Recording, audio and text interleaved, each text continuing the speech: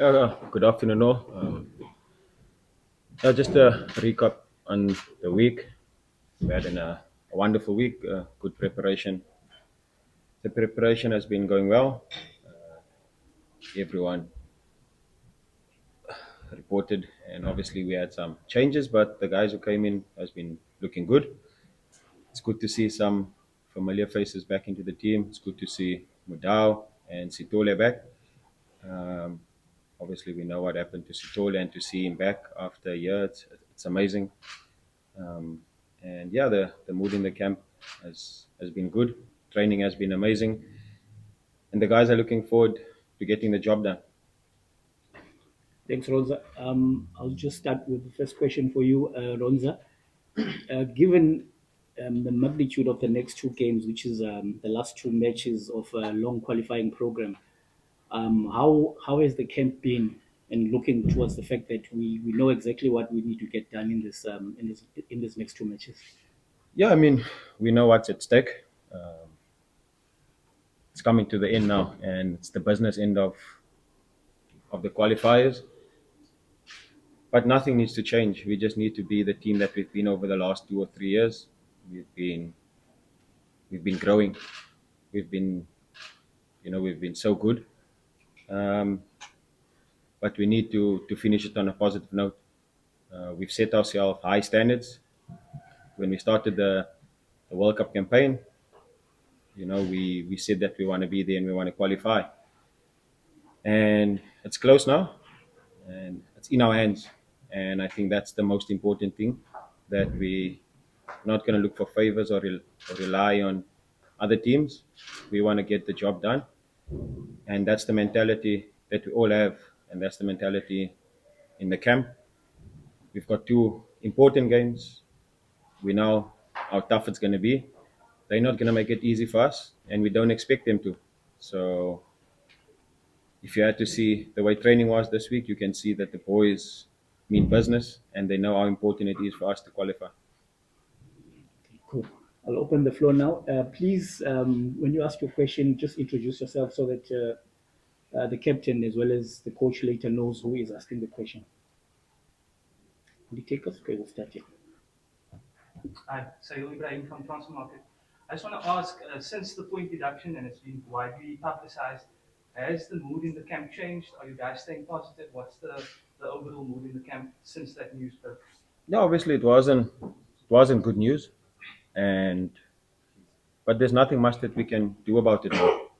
Uh, we need to control what we can, and that is the next two games. It's so important, and we still have an opportunity, a big opportunity. Um, so we know how important it is, and either way, these two games are still going to be important, and we, had to get the job done. And I think it's okay. We haven't spoken about it. We don't have to, because we can't do anything about it now. We rather focus and put all our energy into the next two games. And like I said, if you can see the energy that we brought on training this week, you can see it's a team that means business. Okay. From independent media. Um, this game is labeled as a Zimbabwe home game, but it's an South African soil. Um, I think even without that, many would have deemed you guys as the favorites going into not just this game, but the Rwanda game as well. Between you and the coach and maybe the leadership group, how big has it been having to manage the sort of favorites tag going into these sort of games with everything else that is sort of expected from you guys? At the end of the day, none of that matters. The most important thing is to show up and to get the job done. And I think you've seen that over the last 2 years, where people are putting high expectations for the team now, but we just do what we can do. We control what we can control. That's the mentality, the brotherhood, the team spirit, and most importantly, in the 90 minutes is to show up, get the job done, play as hard as we can, and we don't put too much emphasis on what's going and the tag, because you know through good and bad times, we've learned and we've grown as a team. We've come a long way as a team, and we know what it takes to be at the top.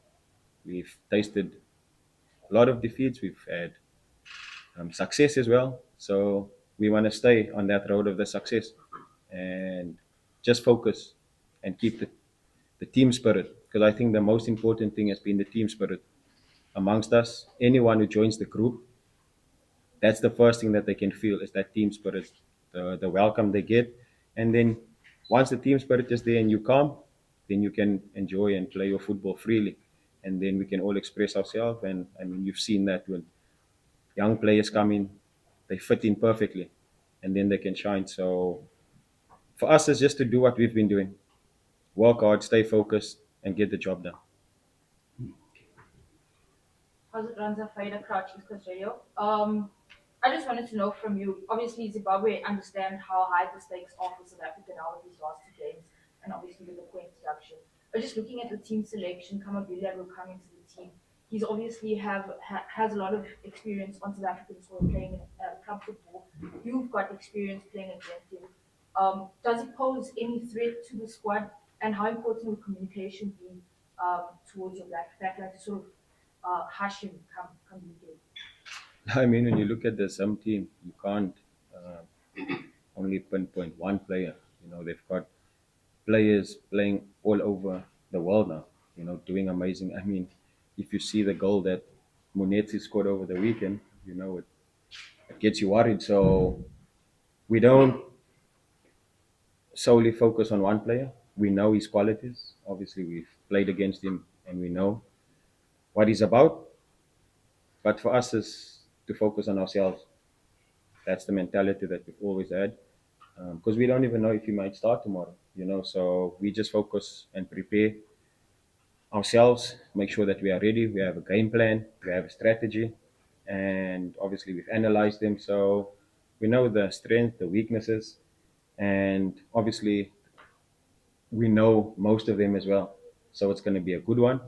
We know they're going to come out. They're going to obviously want to get the job done as well and not make it easy for us. And we don't expect them to. You know, it's a FIFA World Cup qualifier, and we don't expect anything less than 100% from them. So if we want to win this game, we need to bring our A game. Okay, yeah, and then yeah, then we close it. Yes, how's it going? So I'm going to be a football host. I just wanted to ask, from your experience, you've spent a lot of your career as a captain, you know, from throughout your club career as well, professionally.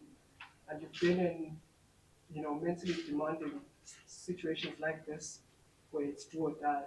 How much of your experience in those situations, namely, like, you know, the CAF Champions League finals and all those stages, how much effect does that have on you, you know, in terms of implementing the knowledge that you've already picked up previously in your career, now in a situation that is probably one of the most significant times in South African football within the last, what, 2 decades?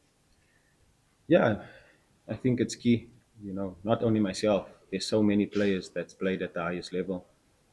And I think the most important thing in our camp is our coach and the calmness that he brings. When you come into the camp, you feel it. You feel that you're at home, you feel the calmness, you don't feel any pressure. And once the coach says, you know, he wishes you well and he calls you up, I mean, that is, you don't have to have any pressure. But I know once the whistle blows, there will be goosebumps, there will be anxiety because it's a high pressure game. But that's when we need to stick together. And I always tell the guys, don't try and do anything different. Just play your game, play the way you've always played. If you make a mistake, we will all be there to support you.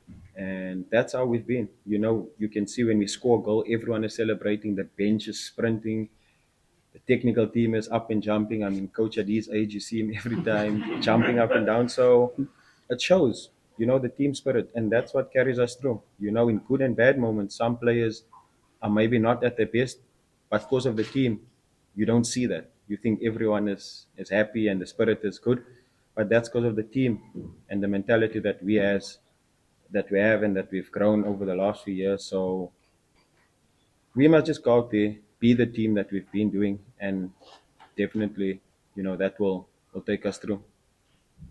I think it's, Okay, we'll give you, and then there will be the last question. because you answered part of my We've answered you. Okay, so you are the last question. around that. Tashrik, News 24. Your career and as well as your personal life is well documented throughout your playing career. How important, obviously, is pain as well as joy for Bafana, and for yourself? Obviously, you would take it back to your brother, you fast forward it back to you being various World Cup qualifiers as well as losing at AFCON, all coming towards this last two matches in the 2026 World Cup qualifiers. Will pain as much as joy drive you in this last two qualifiers? Yeah, I mean, that's how life is, and that's what I figured out. Life has its good moments, its bad moments, but you just need to stay true to yourself always. And I think for me, it's been the values that I've set out for myself. Whenever things are not going my way, I go to my values and I stay true to myself. Because one mistake or one bad moment don't make you a bad player, you know. And that's a message to so many players because we're under so much scrutiny these days that if you don't show up and then they say you're a bad player or you're lacking form. But there's so many things that goes on behind the scenes, and one bad moment, like I said, won't make you a bad player. So you always need to learn and grow in both moments, the joy and in the pain. When you suffer, then you try and learn and see why. And when you win, always also look, what can I do better so that you can stay at that level? Because people are trying to pull you down always. Not everyone is happy for you. So you need to always try and be a step ahead, always, remain humble, keep working hard. And when you happy and the success is there, stay level headed. Because when you crash, everyone is going to come for you. And then you need to be strong. So for me, the joy, the pain, I mean, the last year that I've had, I was France at the Ballon d'Or, then we lost Carling Black Label final. So I had so many high moments, but then so many moments that humbled me. And then you make a Champions League final, but then you lose. And then 1 week later, you're flying to America for the Club World Cup. So you have all these emotions that's going, and you need to stay always mentally prepared because you need to show up. You have a job to do, and it's tough. And if you don't have values or you're not strong, you can crash. So it's important to have a wonderful support structure as well, to be there to support you through good and bad moments, because they are the people that know you. And like I said, it gets quite difficult, but you need to be strong and take the good with the bad and the bad with the good, and that will, eventually, after the storm, the rain will come. Thanks, Ronza. As I said earlier, ladies and gentlemen, we have to release Ronza. He has to go to training. The coach will stay with us though, and they will continue to engage until we have to go to training as well.